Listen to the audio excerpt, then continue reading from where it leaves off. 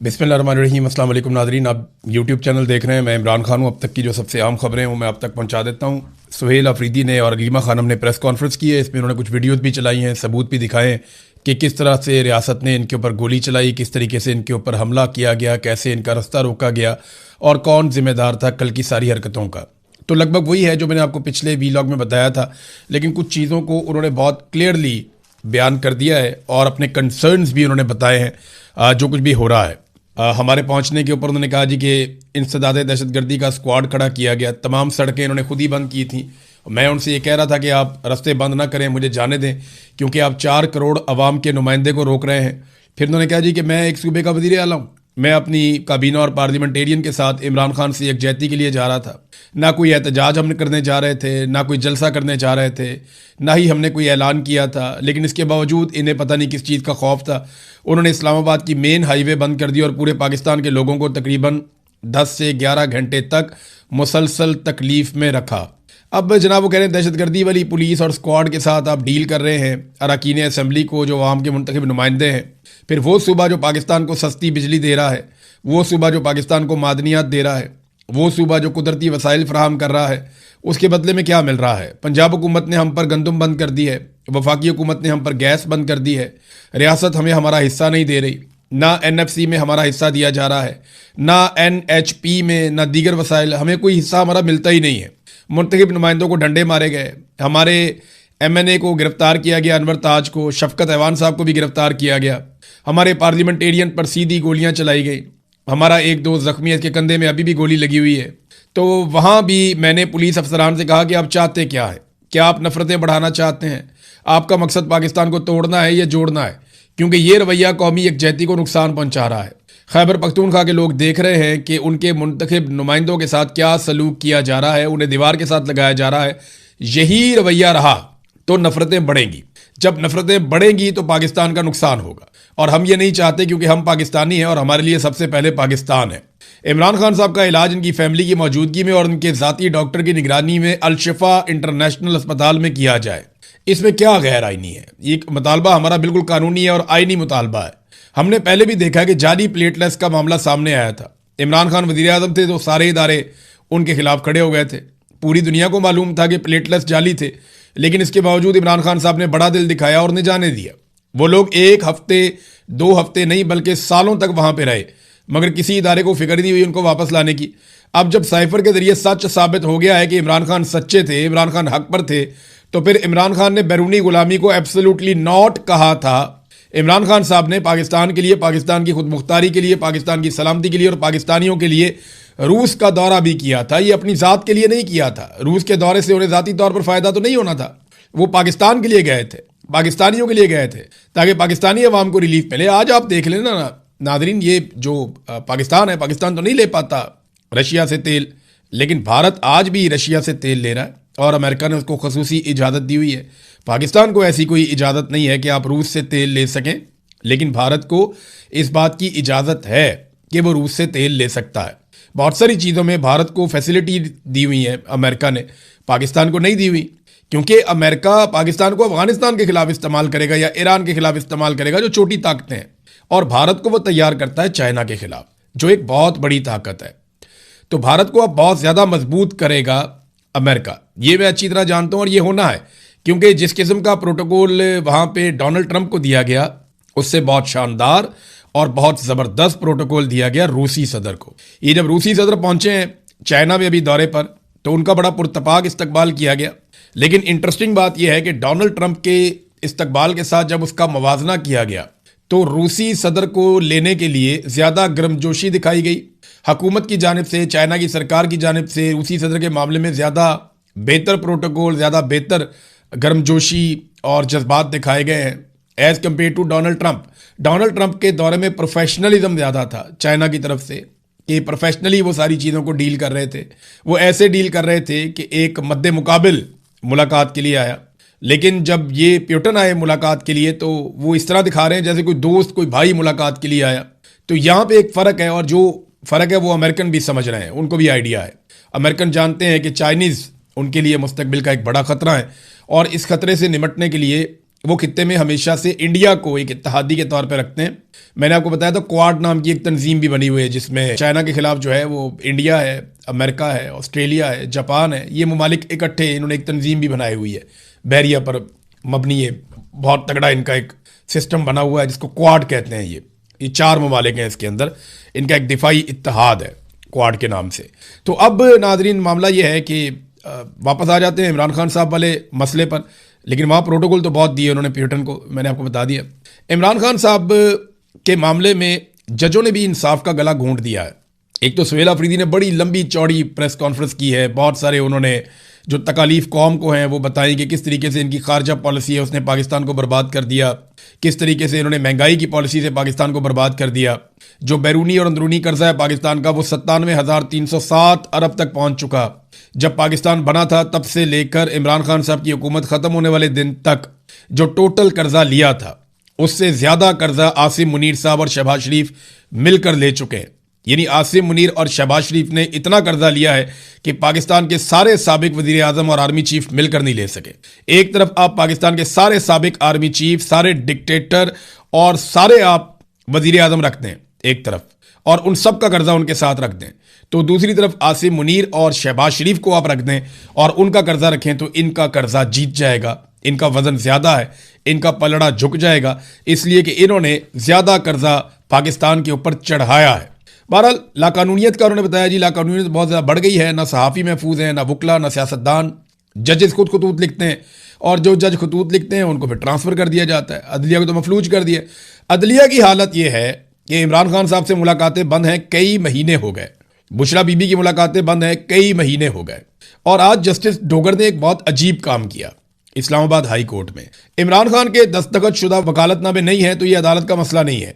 यानी वो वकील बेचारा खड़ा होकर कह रहा है कि जनाब हमने वकालतनामे पर इमरान खान साहब के दस्तखत करवाने हैं ताकि हम कानूनी तौर पर आकर पेश हो सकें। यानी इमरान खान एक जीता जागता इंसान है, वो जेल के अंदर मौजूद है, सबको दस्तयाब है। ये तो आपको पावर ऑफ अटॉर्नी तो किसी ऐसे बंदे को आपको तब मुकर्रर करना पड़ता है जब आप है ही नहीं, आप मौजूद ही नहीं है, आप कहीं किसी और मुल्क में या कहीं चले गए।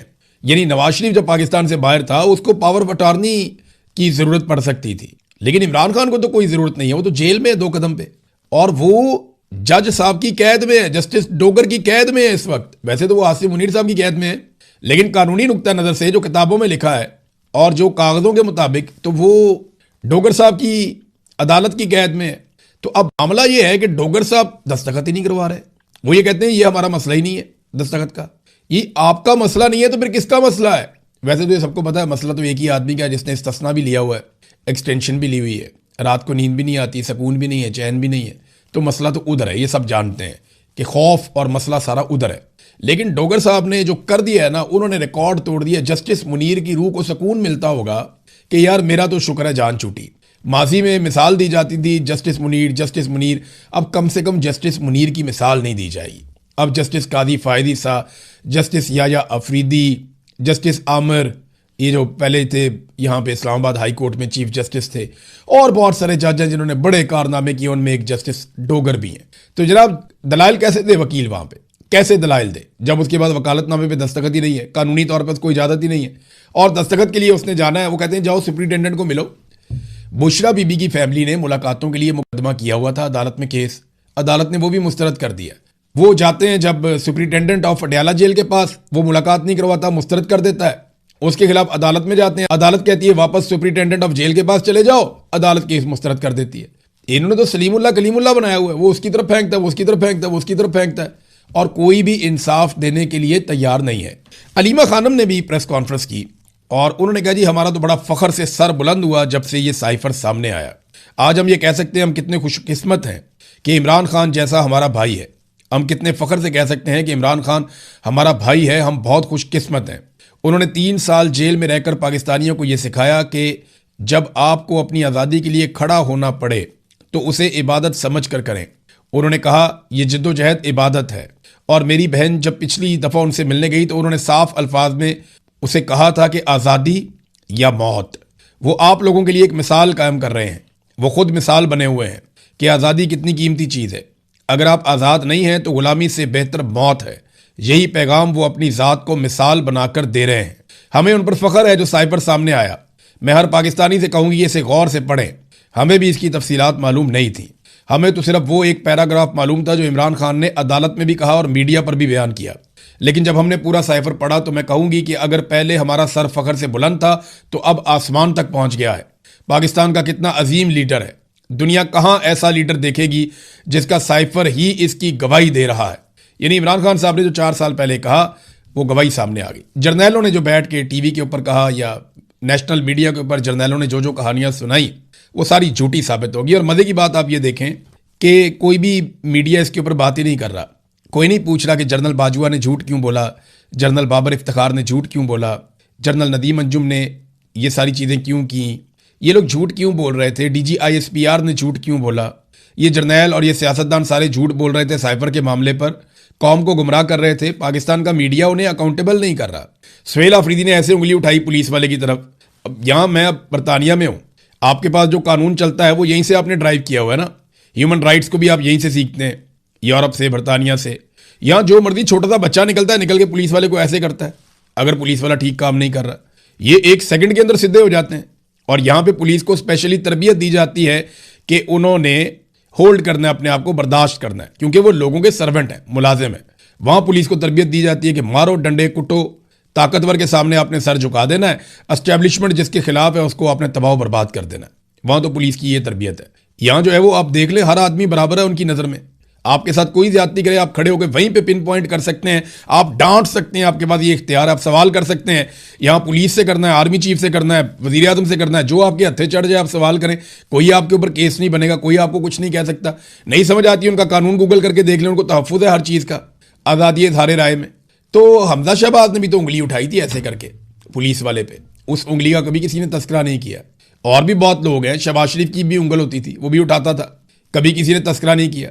मरियम नवाज बतौर मुलजिमा जाती थी तो पुलिस वाले उनको सलूट मारते थे, जमीन से चीजें उठा के देते थे, उसको भी किसी ने कभी तस्करा नहीं किया, रोला नहीं डाला। तो यहाँ पे वो पुलिस वाले को कह रहा है कि क्या तुम मुल्क तोड़ना चाहते हो, नफरत क्यों बढ़ा रहे हो, तो इसके ऊपर रोला डाल दिया। उन्हें गोलियां लगी है, उसके ऊपर कोई नहीं पूछ रहा, उन्होंने उंगली के साथ इशारा करके अपनी आवाज उठाई है तो कह रहे जी उंगली क्यों उठाई है। हद नहीं हो गया वैसे पाकिस्तान में, हद ही हो गई वैसे। ह्यूमन राइट्स तो बिल्कुल पाकिस्तान में खत्म ही हो गए हैं और हालात पाकिस्तान के बद से बदतरीन होते चले जा रहे हैं, क्योंकि एक के बाद एक रिकॉर्ड मौजूदा हुक्मरान तोड़ रहे हैं। मिसाल के तौर पे ये आप देखिए, आसिम मुनीर और शहबाज शरीफ साहब ने, मैंने आपको बताया, कर्जे का रिकॉर्ड तो ले लिया। अब ये अगली खबर लें आप, पिछले साल की निस्बत इस साल जो पाकिस्तान में गैर मुल्की सरमायाकारी आई है वो 46 गुना कम है। 46% नहीं कह रहा मैं, 46 गुना कह रहा हूं मैं, 46 टाइम्स। यानी जो पिछले साल सरमायाकारी आई थी उसको ज़रब दे दें 46 से, तो इतनी कम सरमायाकारी इस साल पहले 10 महीनों में आई है। क्यों पता है? काम ही कोई नहीं हो रहा पाकिस्तान में। जो जुल्म, बर्बरियत, फस्तायत, अदालतें भी यरगमाल, सारा सिस्टम इन्होंने ऐसा काबू किया कि कोई इस सिस्टम के अंदर पैसे लगाना ही नहीं चाहता। लोग उल्टा पैसे निकाल निकाल कर लेकर जा रहे हैं। अच्छा, जो 2025 में थी वो 2024 से कम थी, जो 2024 में थी वो उससे पहले से कम थी। तो ये लगातार गिरावट आ रही है। इन्होंने 50 साल के सारे रिकॉर्ड तोड़ दिए हैं कम तरीन सरमायाकारी के, और गैर मुल्की सरमायाकारी तो अब ना होने के बराबर है। मीडिया ये बातें आपको नहीं दिखाता। क्यों नहीं दिखाता? इसलिए कि वफाकी हुकूमत ने इलेक्ट्रॉनिक और प्रिंट मीडिया को 9.5 अरब रुपए के इश्तिहारात दे दिए। 950 करोड़ मीडिया में बांट दिया इन्होंने। ये वो पैसा है जो सीधा सीधा बांट दिया। और वैसे जो मफादात, जो फायदे मीडिया के बड़े बड़े मालिकान, बड़े बड़े लोग जो फायदे लेते हैं, जो अपने काम निकलवाते हैं, जिनमें वो अरबों रुपया कमाते हैं, वो इससे हटकर है और वो इससे अलग है। पाकिस्तान के हर मीडिया मालिक का कोई ना कोई ऐसा बिजनेस है जिसमें वो बहुत पैसा बना रहा है, और वही असल चीज है जहां से पाकिस्तान की मिलिट्री एस्टेब्लिशमेंट ने गिच्ची से पकड़ा हुआ है उस मालिक को और पूरे मीडिया को। किसी मीडिया का मालिक है, उसके और बहुत सारी कंपनियां, फैक्ट्रियां हैं। कोई है वो कारोबार के अंदर है किसी स्टॉक एक्सचेंज के, कोई है उसकी मिलें और फैक्ट्रियां हैं, कोई है उसके रियल स्टेट का कारोबार है, कोई दूसरा उसके बड़े बड़े प्लाजे हैं, कोई और है उसके बहुत बड़े बड़े तजारती मराकज़ हैं, इंपोर्ट एक्सपोर्ट है। तो ये सारे के सारे मीडिया मालिकान किसी ना किसी कारोबार के अंदर मुलव्वस हैं, चाहे वो शुगर का है, चाहे वो घी का है, चाहे वो दूसरे हैं, बेशुमार कारोबार, केमिकल का है, ये हर कारोबार के अंदर मुलव्वस हैं। ये तो इन्होंने मीडिया बनाया हुआ अपनी प्रोटेक्शन के लिए, एस्टेब्लिशमेंट के कहने के ऊपर उनके मुताबिक ये खबरें चलाते हैं, और इसके नतीजे में एस्टेब्लिशमेंट इनके कारोबार को पूरा तहफ़्फ़ुज़ देती है और इनका कोई काम नहीं रुकता। पाकिस्तान में सबके काम रुक जाते हैं। तो ये भी एक तरीका वारदात है। वैसे पंजाब हुकूमत ने भी झंडे गाड़ दिए हैं इश्तिहारात देने के, बहुत पैसे के इन्होंने इश्तिहारात दिए हैं। स्टेट बैंक का डाटा बता रहा है कि 31.7 मिलियन डॉलर जो है वो गैर मुल्की सरमायाकारी आई है। 31.7 मिलियन, यानी लगभग चले 32 मिलियन आप लगा लें। आपको पता है मरियम नवाज का जो अय्याशी वाला जहाज है जिसको लेकर वो आजकल बाकू गए हुए हैं अजरबैजान, वो कितने का है? वो 38 से 42 मिलियन डॉलर्स का है। यानी जितनी टोटल पूरे साल में पाकिस्तान को गैर मुल्की सरमायाकारी मिली है उससे महंगा तो एक झूले लेने के लिए इन्होंने अय्याशी वाला जहाज खरीदा है, जिसमें वो अपने रिश्तेदारों को, अपने करीबी लोगों को, दोस्तों को, सहेलियों को और अपने चमचे ब्यूरोक्रेट्स को वो लेकर जनाब मुल्क मुल्क फिरते हैं, इंजॉय करते हैं। वो चीफ सेक्रेटरी को मैं देख रहा था, मरियम नवाज ने तंदूर में रोटी लगाई और वो तबर्रुक समझ के खुद भी खा रहा है, बाकियों को भी खिला रहा है। यार तुम्हें इसलिए भाई आप बने चीफ सेक्रेटरी? यार आपने कितनी तालीम हासिल की है, आपने CSS का इम्तिहान पास किया, आपने एक लंबी सर्विस है आपकी पीछे, और आप अपने साथ बाकी ब्यूरोक्रेट्स को भी सिखा रहे हैं कि नालायक और नाहल लोग जिनके ऊपर करप्शन के बड़े घटिया इल्जामात हैं, जिन्होंने जाली डीड्स जमा करवाई हुई है, जालसाजियां की हुई हैं, जो आज तक मनी ट्रेल नहीं दे सके, उन लोगों की चाकरी करनी है, ये सिखा रहे हैं आप बाकी ब्यूरोक्रेट्स को। इंतहाई नामुनासिब रवैया है और बहुत ही मायूसी हुई ये देख के। नादरीन, भारत के लिए बड़ी अच्छी खबर अमेरिका की तरफ से और पाकिस्तान के लिए उतनी अच्छी नहीं है। देखें, डोनाल्ड ट्रंप ने पाकिस्तान को क्या दिया? सिर्फ भारत को थोड़ी बहुत बातें सुना दी और ये कह दिया कि मेरा फेवरेट फील्ड मार्शल, ओ मेरा फेवरेट वजीर आजम, ओ मुझे बड़ा प्यार है इनसे, मुझे बहुत प्यारे लगते हैं। डोनाल्ड ट्रंप ने हमें सिर्फ इतना ही दिया, या भारतीय तैयारे एक एक करके ज्यादा गिराता रहा। भारत को क्या दिया? भारत के लिए 1 खरब 19 अरब रुपए का अमरीकी दिफाई सपोर्ट पैकेज मंजूर। जनाब ये अब खबर आई है, रफीक मांगड़ साहब, पाकिस्तानी अखबारात में छपी है। वाशिंगटन और न्यू दिल्ली में बर्फ पिघल गई, कशीदगी के बाद अचानक बेहतरी, ताल्लुकात में बड़ा यू टर्न, अपाची हेलीकॉप्टर के लिए 55 अरब और दीगर के लिए उनके मुआहदे शुआहदे हो रहे हैं। अभी अमरीकी वजीर खारजा भारत में भी जा रहा है, मार्को रूबियो। तो ये भारत के साथ तो अमेरिका हर तरह की फैसिलिटी करता है, हर तरह की सहूलत उनको देता है, पाकिस्तान को नहीं देता। पाकिस्तान को सिर्फ आसरा देता है और पाकिस्तान उसके बदले में अपना पूरा का पूरा मौक़िफ़, अपना नैरेटिव, अपनी कौम की कुर्बानी तक दे देता है। क्योंकि यहां पाकिस्तान के अंदर मिलिट्री एस्टेब्लिशमेंट और जर्नैल डील करते हैं अमेरिका को, और इंडिया के अंदर सियासतदान डील करते हैं। सियासतदानों ने पब्लिक में जाना होता है और जर्नैलों ने सिर्फ और सिर्फ बंद कमरों में फैसले करने होते हैं। तो ये एक फर्क है जो था और जो रहेगा। नाज़रीन, वुकला ने सुप्रीम कोर्ट की तरफ एक मार्च किया और वहां पर उन्होंने एहतजाज किया। अदालतों के सामने तहरीक इंसाफ के धरने का प्रेशर काम कर गया। Chief justice supreme court justice Yahya Afridi ने सलमान अकरम राजा को मुलाकात के लिए बुलाया और मुकम्मल यकीन दहानी करवाई। ये फैसल अकबर खार साहब जो है उन्होंने ये दावा किया, इस खबर के हवाले से जर्नलिस्ट हैं वो, उन्होंने कहा जी इमरान खान साहब को ईद के फ़ौरन बाद अस्पताल मुंतकिल करने, अहले खाना से मुलाकात करवाने और वुकला से मुलाकात करवाने से मुताल्लिक तमाम दरखास्तों को फौरी तौर पर समाअत के लिए मुकर्रर किया जाएगा। ये अली एजाज भुट्टर साहब ने कहा। ये यकीन दहानी करवाई गई या अफरीदी की जाने से भी। ईद के बाद क्यों? इंसाफ देना तो आज ही दो, यानी ईद का फिर इंतजार करेंगे। ये ट्रक की बत्ती है, ये आसिम मुनीर का मामला है। या अफरीदी साहब कुछ नहीं बेचते इसके अंदर, जस्टिस डोगर कुछ नहीं बेचते। ये सारा मामला जुड़ा हुआ है आसिम मुनीर के साथ। आसिम मुनीर साहब जब तक मौजूद रहेंगे और जब तक वो पीछे नहीं हटेंगे तब तक इमरान खान साहब के साथ यही होता रहेगा जो अब तक होता रहा है।